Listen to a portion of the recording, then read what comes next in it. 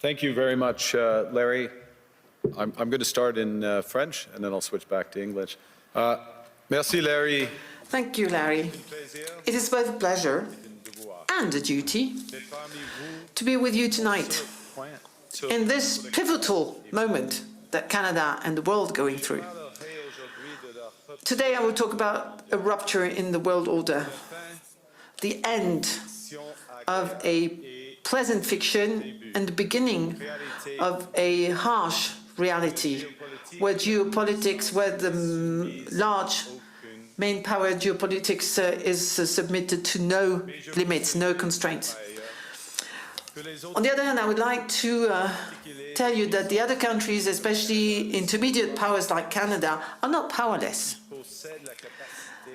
They have the capacity to build a new order that encompasses our values, such as respect for human rights, sustainable development, solidarity, sovereignty, and territorial integrity of the various states.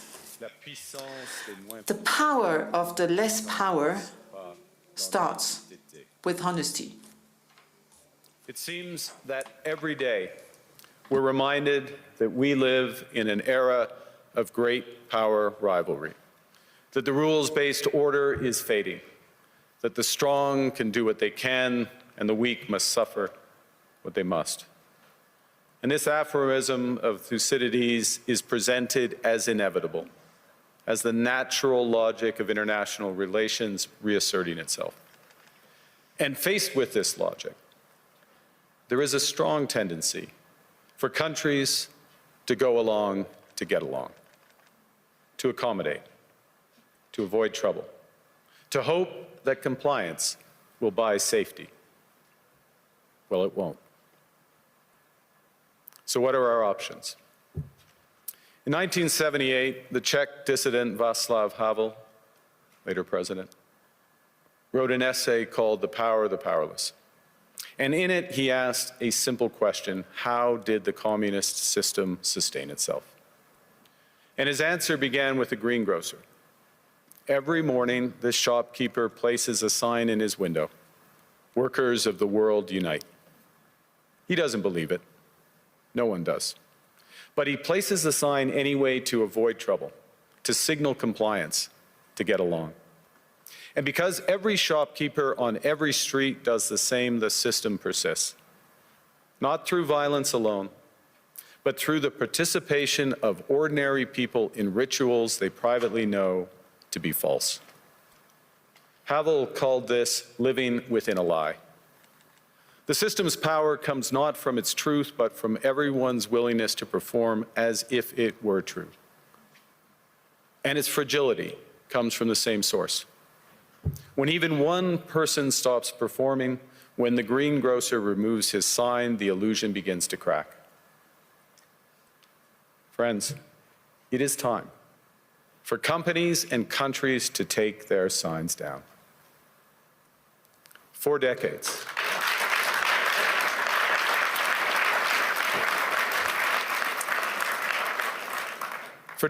countries like Canada prospered under what we called the rules-based international order. We joined its institutions, we praised its principles, we benefited from its predictability. And because of that, we could pursue values-based foreign policies under its protection. We knew the story of the international rules-based order was partially false, that the strongest would exempt themselves when convenient, that trade rules were enforced asymmetrically. And we knew that international law applied with varying rigor depending on the identity of the accused or the victim. This fiction was useful, and American hegemony in particular helped provide public goods, open sea lanes, a stable financial system, collective security, and support for frameworks for resolving disputes. So we placed the sign in the window. We participated in the rituals, and we largely avoided calling out the gaps between rhetoric and reality. This bargain no longer works. Let me be direct. We are in the midst of a rupture, not a transition. Over the past 2 decades, a series of crises in finance, health, energy, and geopolitics have laid bare the risks of extreme global integration. But more recently, great powers have begun using economic integration as weapons. Tariffs as leverage, financial infrastructure as coercion, supply chains as vulnerabilities to be exploited. You cannot live within the lie of mutual benefit through integration when integration becomes the source of your subordination.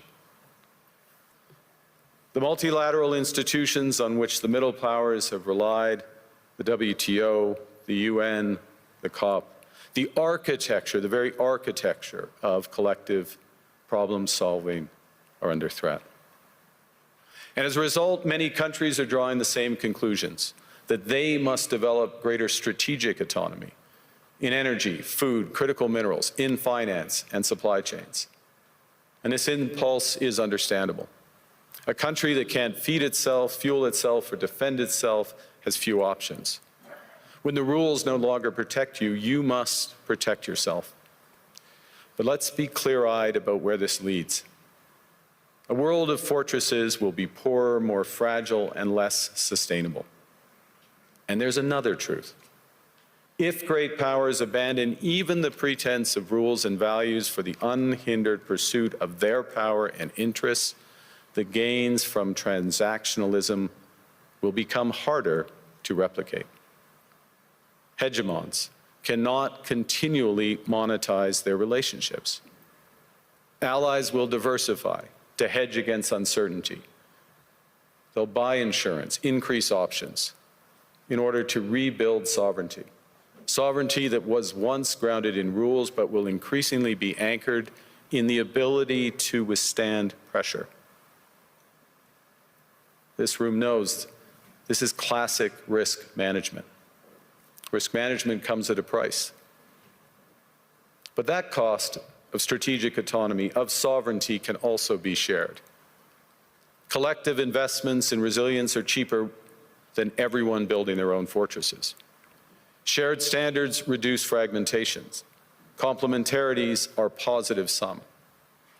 And the question for middle powers like Canada is not whether to adapt to the new reality. We must. The question is whether we adapt by simply building higher walls or whether we can do something more ambitious. Now, Canada was amongst the first to hear the wake-up call, leading us to fundamentally shift our strategic posture. Canadians know that our old, comfortable assumptions that our geography and alliance memberships automatically conferred prosperity and security, that assumption is no longer valid. And our new approach rests on what Alexander Stubb, the President of Finland, has termed value-based realism. Or to put another way, we aim to be both principled and pragmatic. Principled in our commitment to fundamental values, sovereignty, territorial integrity, the prohibition of the use of force except when consistent with the UN Charter, and respect for human rights. And pragmatic in recognizing that progress is often incremental, that interests diverge, that not every partner will share all of our values. So we're engaging broadly, strategically, with open eyes.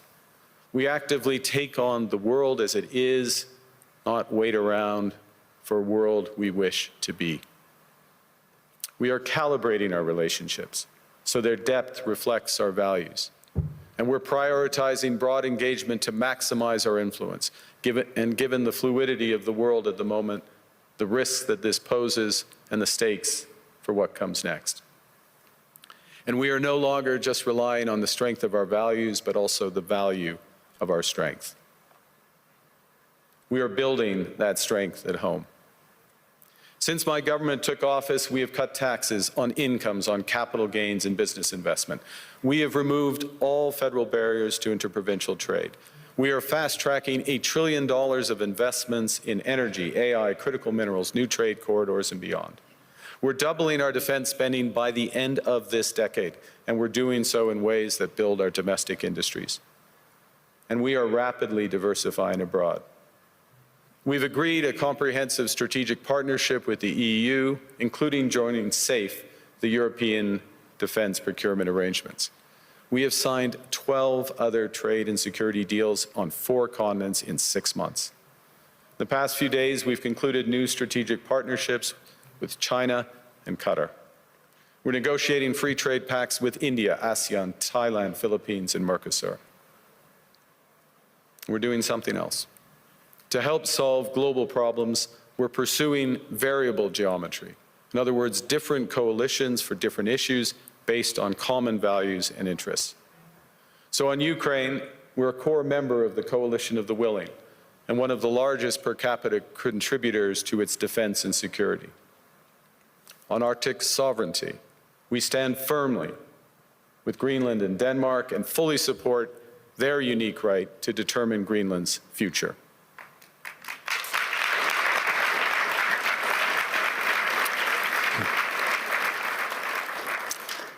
Our commitment to NATO's Article 5 is unwavering. So we're working with our NATO allies, including the Nordic-Baltic Gate, to further secure the alliance's northern and western flanks, including through Canada's unprecedented investments in over-the-horizon radar, in submarines, in aircraft, and boots on the ground, boots on the ice. Canada strongly opposes tariffs over Greenland and calls for focused talks to achieve our shared objectives of security and prosperity in the Arctic. On plurilateral trade, we're championing efforts to build a bridge between the Trans-Pacific Partnership and the European Union, which would create a new trading bloc of 1.5 billion people. On critical minerals, we're forming buyers' clubs anchored in the G7 so that the world can diversify away from concentrated supply.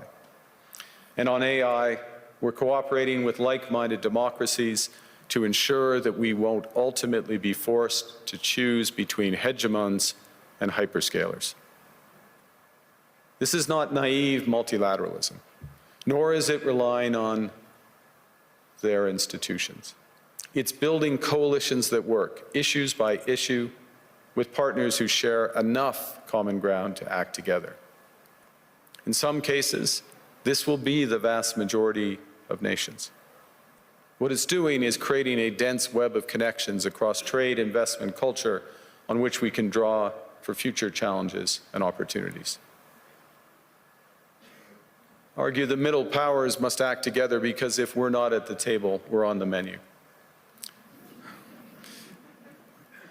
But I'd also say that great powers can afford for now to go it alone. They have the market size, the military capacity, and the leverage to dictate terms.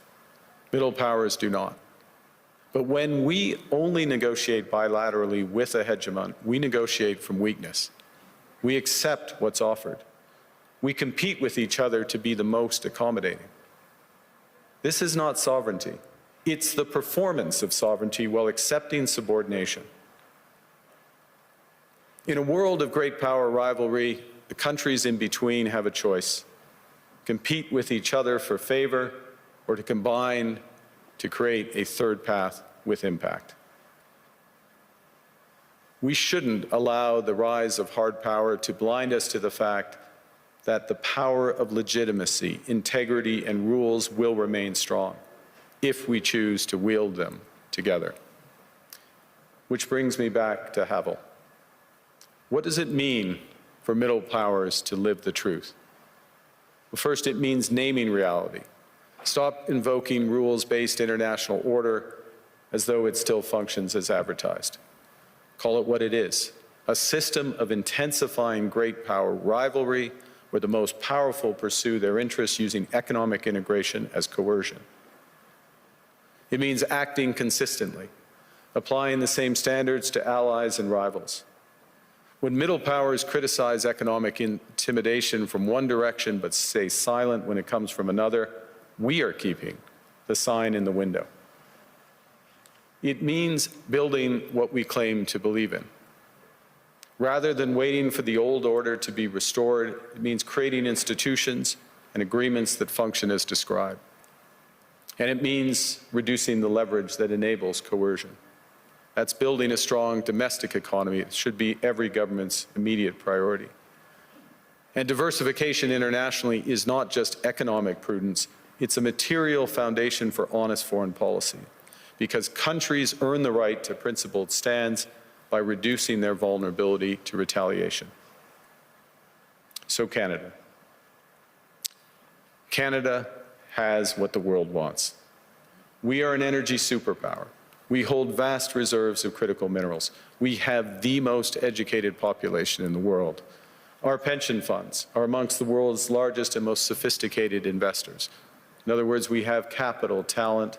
We also have a government with immense fiscal capacity to act decisively.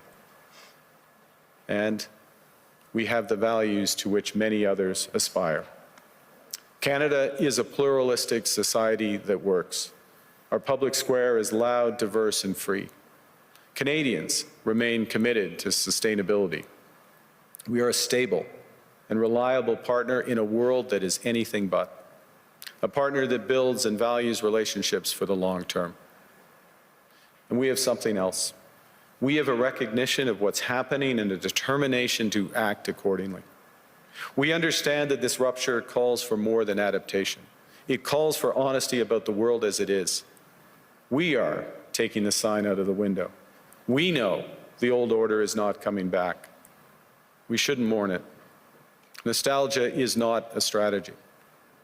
But we believe that from the fracture, we can build something bigger, better, stronger, more just. This is the task of the middle powers. The countries that have the most to lose from a world of fortresses and a most to gain from genuine cooperation.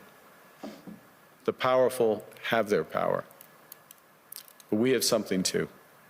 The capacity to stop pretending, to name reality, to build our strength at home, and to act together. That is Canada's path. We choose it openly and confidently, and it is a path wide open to any country willing to take it with us. Thank you very much.